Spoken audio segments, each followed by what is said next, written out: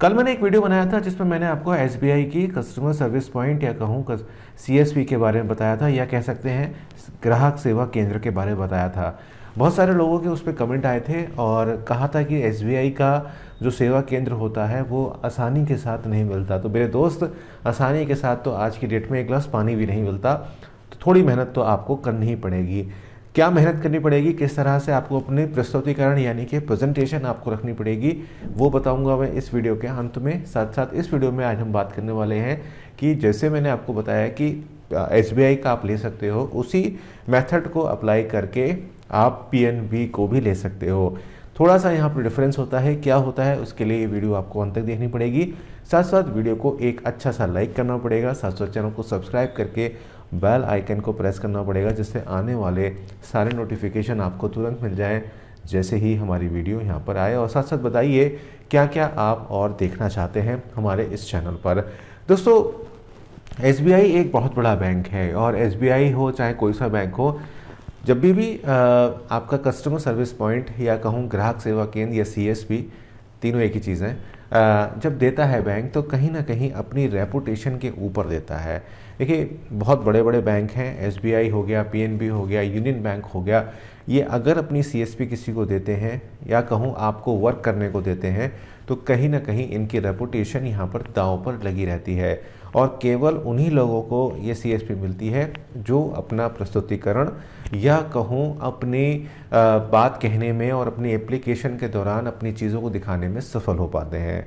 बात करते हैं पीएनबी की कि किस तरह से आपको मिलती है। सेम प्रोसेस रहता है जो चीज़ एसबीआई के थ्रू होती है, बस इतना होता है कि यहाँ पर आपको पीएनबी का जो नियरेस्ट ब्रांच होता है उस पर आपको विज़िट करना होता है और वहाँ पे जो भी कंसर्निंग पर्सन होता है, मैनेजर होते हैं मैक्सिमम टाइम, उनसे आपको बात करनी होती है कि आप एक पीएनबी का सीएसपी खोलना चाहते हैं।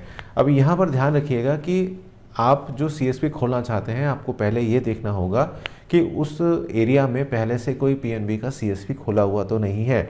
अगर मान लीजिए कि पीएनबी का कोई सीएसपी खुला हुआ है वहाँ पर, तो उस केस में उस एरिया में आपको सीएसपी पॉइंट नहीं मिलेगा, आपको फिर कुछ और लोकेशन देखनी पड़ेगी।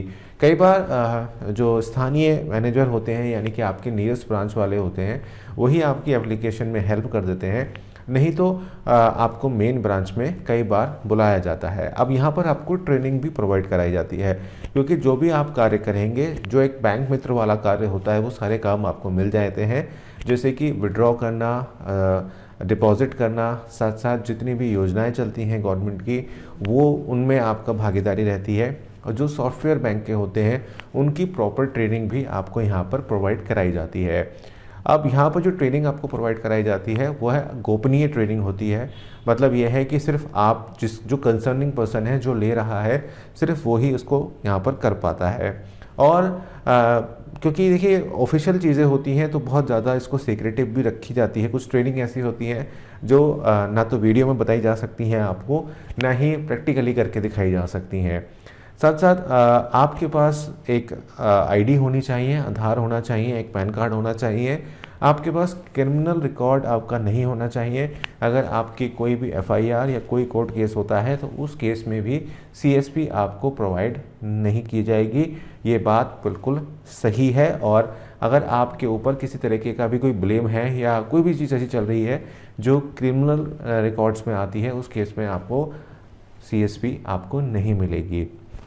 दोस्तों, कुछ इन्वेस्टमेंट्स भी आपको करनी पड़ती हैं यहाँ पर, इसके बारे में आपको आगे बताऊंगा, लेकिन फिर से कह रहा हूँ कि वीडियो को लाइक ज़रूर करिएगा, चैनल को सब्सक्राइब करके बेल आइकन को ज़रूर प्रेस कीजिएगा। कल मेरे से कई सारे लोगों ने कमेंट करके पूछा था कि क्या हम एसबीआई का जब हम लेते हैं सीएसपी तो उस केस में क्या हमें कुछ पैसा लगाना होता है।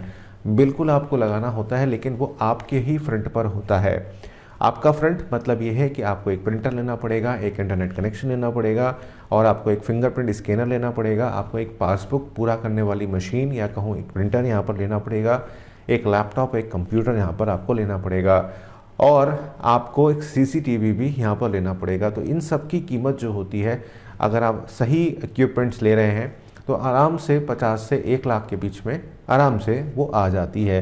तो यहाँ पर थोड़ी सी इन्वेस्टमेंट आपको करनी पड़ेगी। साथ साथ अगर आपका रेंटेड प्रेमिसेस है, यानी कहूँ आप किराए की दुकान या ऑफिस में काम करना चाह रहे हैं, तो उसका एक कॉन्ट्रैक्ट लेटर भी आपको सबमिट करना पड़ेगा जब आप अपनी एप्लीकेशन को वहाँ पर सबमिट करेंगे।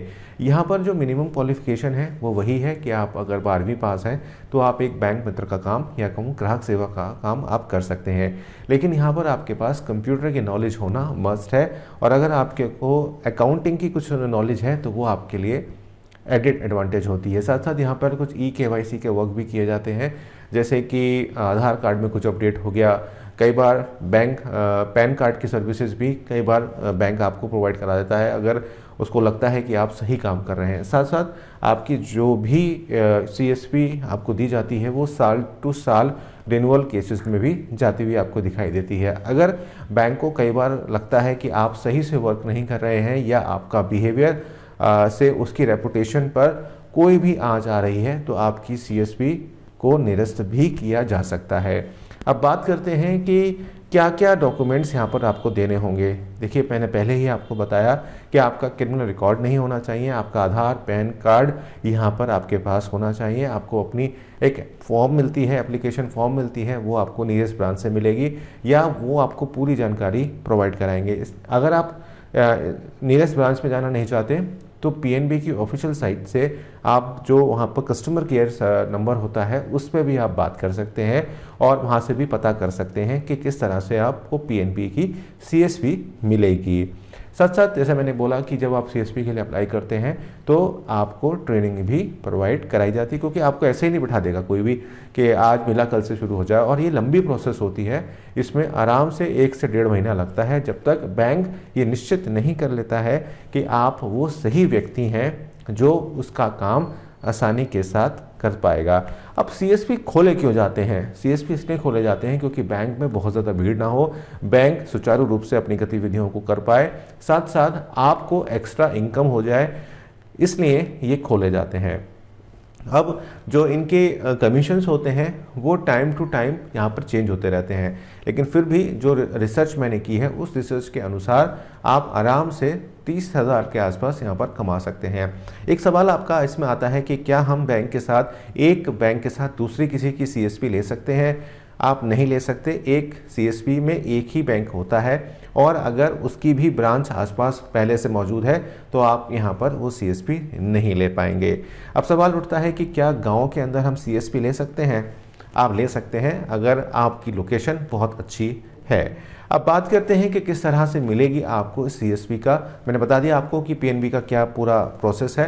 अब जानते हैं कि जब आप प्रेजेंटेशन के लिए जाते हैं, कि आप अप्लाई करने के लिए जाते हैं, तो किस तरह से आपका रहता है। देखिए, मैंने शुरू में ही कहा कि जो भी बैंक है वो अपनी रेपुटेशन को दांव पे लगाता है जब वो CSP आपको प्रोवाइड कराता है। तो यहाँ पर आपका जो बोलचाल का प्रेजेंटेशन का तरीका है वो अच्छा होना चाहिए।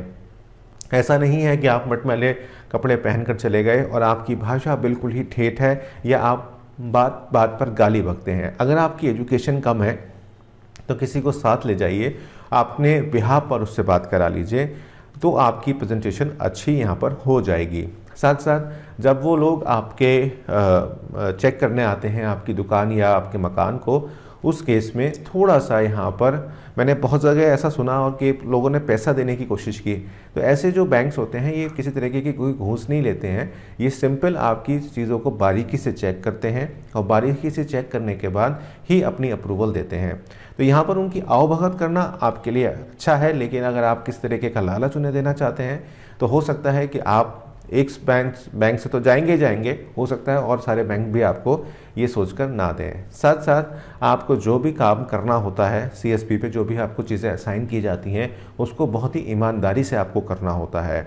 अगर आप किसी भी हाल में नहीं करते हैं तो आपकी CSP का जो भी आपको कॉन्ट्रैक्ट होता है वो निरस्त यहाँ पर कर दिया जाता है। जैसे मैंने कहा कि साल टू साल, अब ये डिपेंड करता है कि बैंक आपके साथ कितने साल का या कितने समय का यहाँ पर कॉन्ट्रैक्ट यहाँ पर करना चाहता है। साथ साथ आपको अपने CSP की जो भी लेजर है, जो आप डिपॉजिट या विड्रॉल कराते हैं, वो समय समय पर आपको वहाँ पर दिखानी पड़ती है। जब भी आप एक CSV को लेने जाते हैं तो विशेषतः ये ध्यान रखें कि पोलाइट रहें और ज़्यादा राजनीतिक चीज़ों के अंदर ना पढ़ें। कई बार ऐसा होता है इंस्टाग्राम पे जब मैं आप लोगों से बात कर रहा होता हूं तो बहुत सारे लोग ये बात कमेंट करते हैं कि मेरे तो प्रधान हैं, मेरे तो वो हैं। ऐसे में कई बार क्या होता है कि जो मैनेजर होते हैं वो चिढ़ जाते हैं और वह आपको देना तो चाहते हैं, लेकिन आपने इतना ज़्यादा प्रेशर क्रिएट कर दिया होता है कि वो कहीं ना कहीं आपको देना पसंद नहीं करते। तो सिंपल जाइए, बात करिए। अगर वो आपकी बात नहीं सुन रहे हैं तो मेन ब्रांच जाइए, और मेन ब्रांच में भी अगर आपकी कोई बात नहीं सुन रहा है तो आप ऑफिशियल जो वेबसाइट है और ऑफिशियल जो नंबर है उस पर बात करिए, अपनी बात बताइए और अपना सोल्यूशन निकालिए। ध्यान रखिएगा कि समय लगता है कोई भी एक काम को शुरू में करने में, और थोड़ा सा पेशेंसली आपको वर्क करना होता है। तो PNB के बारे में आज आपने जाना, कल मैंने आपको SBI के बारे में बताया था। क्या देखना चाहते हैं, क्या और समझना चाहते हैं, बताइएगा कमेंट करके। मिलता हूँ आपसे एक नई वीडियो में, तब तक अपना बहुत बहुत ध्यान रखिए, मास्क लगाइए, साथ साथ सैनिटाइज करिए और थोड़ा सा दूरी बनाकर चलिए, लेकिन हमारे चैनल के साथ बने रहिए पास में ही। मिलता हूँ आपसे एक नई वीडियो में। वीडियो को लाइक और शेयर ज़रूर करिएगा।